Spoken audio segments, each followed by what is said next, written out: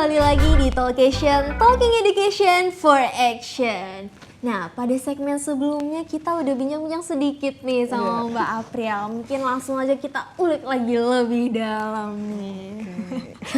Waduh, Mbak April, kan tadi Mbak April udah sempat nge-spill nih kalau Mbak April tuh sebenarnya awal mulanya itu menjadi guru musik.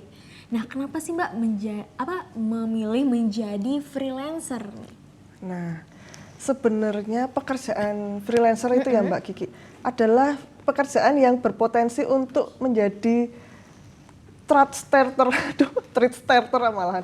Sebagai bukan kayak kalau di Twitter kan ada yang bikin thread tuh terus jadi bahan gibah. Nah, freelancer juga sebenarnya kayak gitu. Jadi kayak pekerjaan yang kalau ada di masyarakat akan memunculkan berbagai macam rasan-rasan gitu kan. Kayak kok kayak emang nang omah wae.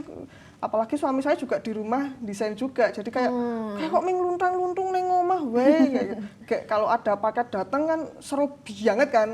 Paket gitu kan. Jadi kayak langsung iki tetangga ini kayak iki ngopo kok ketoke wong loro nanti kerja. Tapi paket datang. Iya, itu kan adalah pekerjaan-pekerjaan yang mencurigakan gitu loh. Nah, selain itu kalau jadi freelancer itu kan kita tuh punya banyak waktu luang nih sebenarnya. Jadi sambil ngurus pekerjaan rumah, sambil bermasyarakat, sambil ngurus anak mungkin nanti kalau teman-teman di sini teman-teman remaja ya ini yang nonton besok kalau punya anak kayak gitu kan kayak kalau di rumah teman-teman punya studio sendiri terus ngerjain di situ jadi kayak mau dari rumah mau ke tempat kerja tuh kayak tinggal rong langkah gitu nggak usah bener. ndak manasi motor walah kesuwen kan kayak gitu kadang tuh kayak hal-hal yang bisa dipadatkan kenapa nggak dipadatkan aja gitu toh sekarang kalau komunikasi kita juga bisa lewat internet terus kalau kliennya kan karena aku di Fiverr juga sempet gitu kan jadi ada klien yang luar negeri juga dia tuh harus malam jadi kayaknya kalau mau ngantor kan juga agak susah kan jadi malam tuh banyak kerjanya mungkin pagi atau siang tuh lebih banyak istirahat kayak gitu. Nah ngomongin tentang freelance nih aku sempet kepo nih Mbak sebenarnya digital illustrator ini dijualnya tuh lewat mana sih? Apakah ada platform khusus atau menggunakan platform jual beli pada umumnya? Gitu Mbak. Kalau yang aku dulu pertama kali memang lewat kontes nih 99 Design, tapi kan udah nggak semarak dulu. Terus aku beralih ke Freepik, sempat aku bikin stok-stok di Freepik, sempat jadi tim eksklusif juga di situ. Kemudian langsung habis dari Freepik aku nyobain Fiverr itu lumayan tuh banyak yang pesen juga sampai aku bisa hiring tim.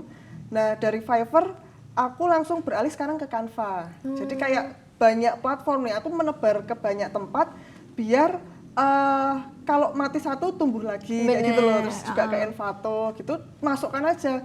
Terus misalnya kita punya aset digital, aset grafik dijual lagi di Creative Market. Jadi lebih ke menebar ke banyak platform, nanti rezekinya dari mana ya wis diterima alhamdulillah. Alhamdulillah ya. Begitu. Berarti emang banyak platform-platform yang Mbak April masuki lah. Tapi di mana rezekinya ya alhamdulillah kita syukuri saja ya Mbak. Betul. Nah ngomongin tentang ilustrasi nih Mbak, kan kita sebagai ilustrator nih pasti bingung nih Mbak. Style kita tuh ada di mana sih? Apalagi kan sekarang orang-orang ilustrator di sosial media tuh pada banyak nih Mbak. Nah, cara kita menemukan style kita sendiri tuh gimana tuh Mbak? Oke, kalau aku kan kalau untuk yang dimasukin platform-platform itu sebenarnya lebih ke style yang cute-cute kayak gitu. Tapi untuk ke personal branding sendiri kan di Instagram aku juga udah membuat personal branding kayak aku punya style ilustrasi khusus.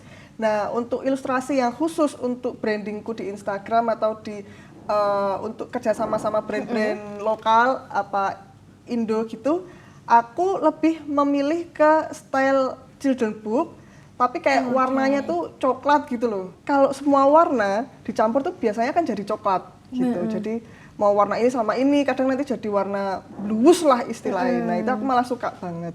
Kayak berarti, gitu. Itu yang menginspirasi nih. Style warnanya Mbak April berarti lebih ke warna-warna coklat, yang lebih doodle-doodle gitu ya Mbak. Berarti yang cute cute untuk anak-anak kecil juga mereka pada suka pastinya. Nah Untuk untuk dijual di tempat lain kalau yang cute-cute gitu. Oke. Tapi untuk style ilustrasi sendiri nih Mbak, kan karena kita melihat ilustrasi si A, si B, si C, pasti kan kita kayak, ih pengen deh kayak gitu karena bagus. Cara kita konsisten sama style kita sendiri itu gimana Mbak? Nah, memang untuk kita konsisten itu satu memang harus dipaksakan. Jadi kalau kita mau membuat style, itu kayak kita luangkan waktu mungkin sebulan apa 2 bulan untuk personal project, kita benar-benar build nih si stylenya kayak gimana cara kita bikin mata, gimana cara kita bikin figur, gimana bikin scene, gimana kita mewarnai, palet warnanya emang benar-benar kita kompos nih, benar-benar direncanakan. Nah, saat kita udah klik itu kita harus dikonsisteni. Nah, kalau misalnya di suatu saat nih kita tergoyah pengen nyobain yang lain, menurutku itu nggak apa-apa dan memang itu adalah bagian dari proses teman-teman karena kadang wah ternyata style kita kurang bagus, kurang oke. Nah, itu nggak apa-apa diganti terus kita tambahin lagi atau di mix atau benar-benar ganti.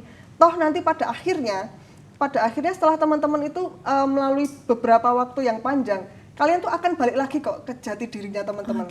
Walaupun kalian udah nyoba beberapa macam style gini, nanti setelah waktu yang lama, kalian akan merasakan setelah proses yang lama, kalian akan kembali lagi ke memang jati dirinya teman-teman waktu menggambar. Gitu. Oke, berarti emang proses itu ya kita jalani aja ya Mbak. Walaupun ada ilustrator yang bagus banget nih, gak apa-apa kita contek-contek sedikit, tapi ada sedikit kita rubah-rubah juga gitu ya Mbak. Nah Mbak, ngomongin tentang Mbak April yang jadi freelancer, jadi content creator juga, malah jadi ibu rumah tangga juga, suka ngisi-ngisi acara juga. Gimana sih Mbak April tuh membagi waktunya itu Mbak? Nah, membagi waktu tuh memang butuh kedisiplinan ya. Tapi aku karena kita zaman sekarang tuh banyak tools-tools yang membantu. Kalau aku lebih suka banget itu pakai Notion. Entah kenapa aku nyaman aja pakai Notion itu kayak ngasih tahu kita kalau jam segini ngapain, ini ngapain, terus misalnya kita ada ide, kita masukkan ke situ, bank ide gitu loh. Terus kalau misalnya mau bikin konten apa, udah aku rencanakan dulu pakai Notion kayak gitu. Karena Notion tuh di aplikasi satu, HP satu, device lainnya tuh saling connect. Jadi kayak ya, Mbak. Langsung dimasukkan tuh lebih gampang. Nah, selain dari Notion itu juga karena kebiasaan sih. Jadi kayak kita harus tahu kapan waktu kita tuh meletre, apa ya? Kita kayak nggak punya tenaga dan kapan waktu kita produktif.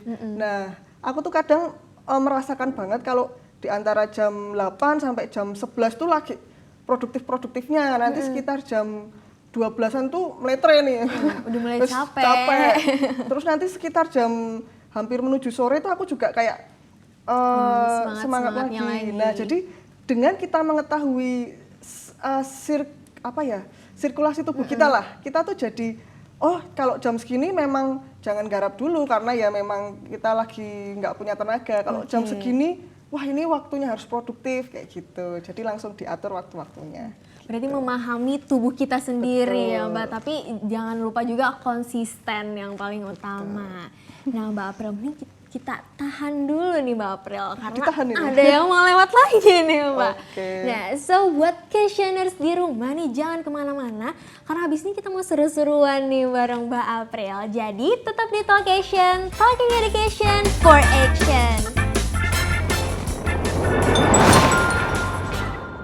Kira-kira Mbak April akan menggambarkan apa ya? Pedagang. 5 detik lagi Mbak. Oke, 5 detik lagi. 3, 2, 1. Selesai. Kira-kira Mbak April gambar apa ya guys?